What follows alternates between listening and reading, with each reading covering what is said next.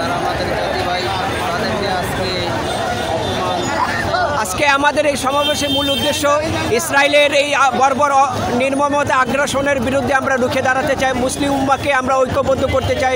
এখন আমাদের এই সমাবেশে উপস্থিত হয়ে আপনাদের কি অনুভূতি, এটা সবাই বলেন।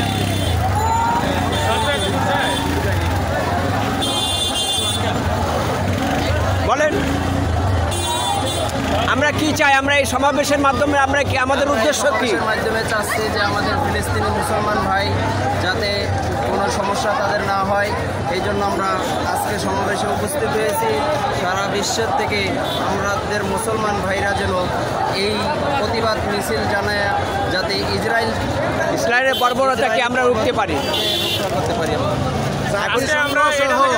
জাতিসংঘ সহ যতগুলো মধ্যপ্রাচ্যে ইসলামিক দেশ আছে সবাই একত্র হয়ে ঐক্যবদ্ধভাবে ফিলিস্তিনের পক্ষে ইসরায়েলের বিরুদ্ধে রুখে দাঁড়ান।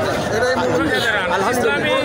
ইসলামী দেশ আছে সেগুলো থেকে যদি সরকাররা যদি মনে করেন যে আপনার জনগণকে বাধা দেয়, আমার মতে জনগণ এর সচেতনভাবে নেমে আসা উচিত, ইসরায়েলের বিরুদ্ধে রুখে দাঁড়ানো উচিত। ইসরায়েল যে মানবতার শত্রু, এটা নবী সাল্লাল্লাহু আলাইহি ওয়াসাল্লাম 1400 বছর আগে বলে গেছেন, এখন সেটার প্রমাণ পাচ্ছি। ইসরায়েল ইহুদিরা জনগণের শত্রু, মানবতার শত্রু, পুরো বিশ্বের শুধু মুসলিম জাতির নয়, একেবারে সমগ্র মানব জাতির জন্য তারা একটা বিস্ফোরা শুরু।